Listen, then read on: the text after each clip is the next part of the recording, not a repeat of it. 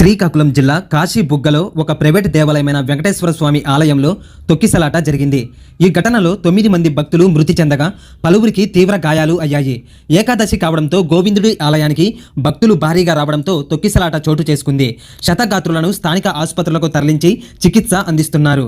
అయితే ఈ ఘటనకు కూటమి ప్రభుత్వమే నిర్లక్ష్యమని వైసీపీ ఆరోపణలు చేస్తుంది. కార్తీక మాసంలో భక్తులు దేవాలయాలకు వెళ్తారని తెలియదా? ఆ ఆలయాల దగ్గర బందోబస్తు నిర్వహించాలని తెలియదా? కాశీబుగ్గ ఆలయానికి ప్రతి సంవత్సరం 25,000 మంది భక్తులు వస్తారని, గుడిలో అడుగడుగున భద్రత లోపాలు ఉన్నాయని విమర్శిస్తుంది. అయితే ఈ ఘటనలో ఎవరిది తప్పు, అసలు వాస్తవం ఏమిటనేది ఈ వీడియోలో మనం తెలుసుకుందాం. కాశీబుగ్గలోని శ్రీ వెంకటేశ్వర స్వామి వారి ఆలయానికి ప్రభుత్వానికి ఎటువంటి సంబంధం లేదు. ఎందుకంటే అది పూర్తిగా ప్రైవేట్ వ్యక్తులకు చెందిన ఆలయం. తమ సొంత నిధులతో తమ సొంత స్థలంలో ఆలయాన్ని నిర్మించుకున్నారు.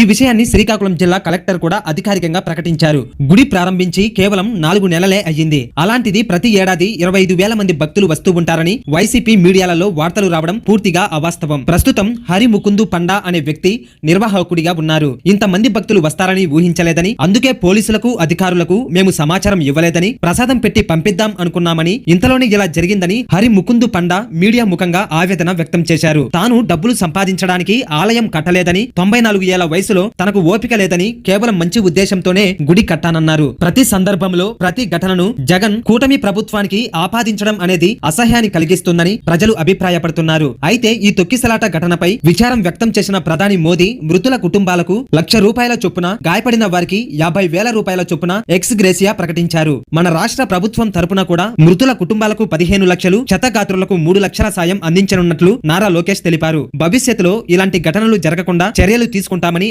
ఆయన ఆవేదన వ్యక్తం చేశారు.